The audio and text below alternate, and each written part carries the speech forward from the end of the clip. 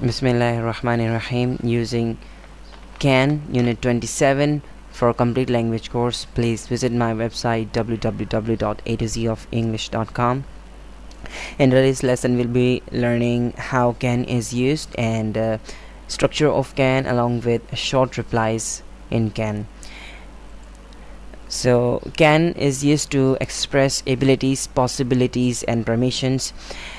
It means that whenever you want to express any ability, or if you want to express any possibility, or if you want to express or ask for a permission, you should use can for such things.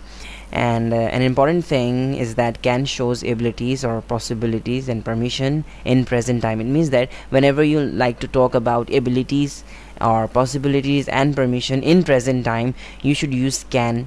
And can is that modal verb. Basically can is a modal verb, right? So can shows these things in present time. For example, I can swim. So this I can swim, it expresses an ability. Can here, can is being used to express an ability. In example number 2, you can see that birds can fly. Here you are also using can as a modal verb. You can see that in example number 2, birds is your subject, right, and can is a modal verb, and fly is the main verb, action verb, right? So birds can fly. Here can is expressing a possibility, that it is possible for birds to fly. Example number 3, A, can I go to the cinema tonight? B, yes you can. Here A is asking for a permission, to go to cinema tonight, right? And B says yes you can. So can here is expressing permission.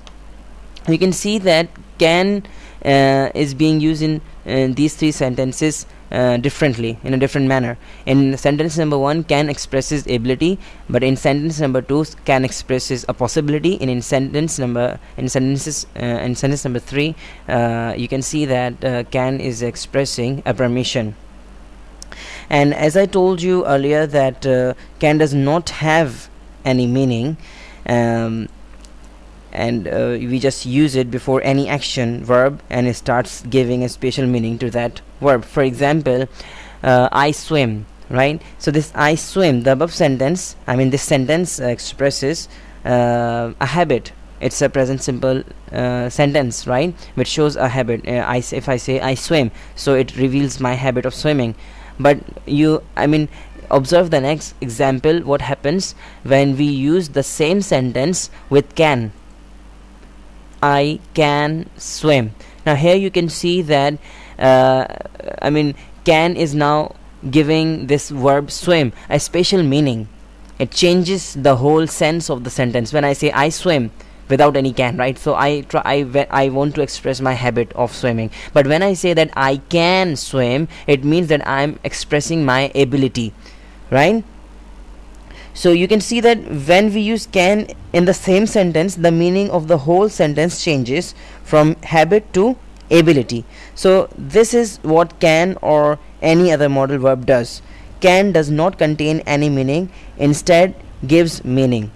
Now what happens that students learning English usually try to translate can or other modal verbs like must or will, but you should stop doing that, because this is not the right way of learning English.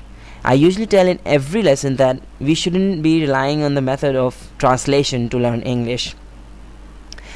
Okay, now we look at the structures. As I always tell you, that structures are really very important, but they keep secondary importance, right?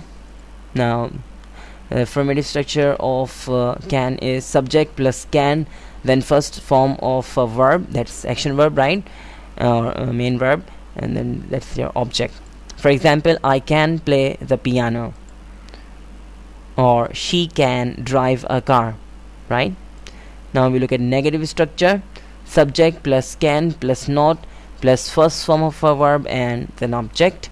Not, you know that not is the sign of negation. When without including not in your sentence, you cannot have a negative sentence. For example, I cannot play the piano, she cannot drive a car. Now we look at interrogative structure, can plus subject plus first form of a verb plus object.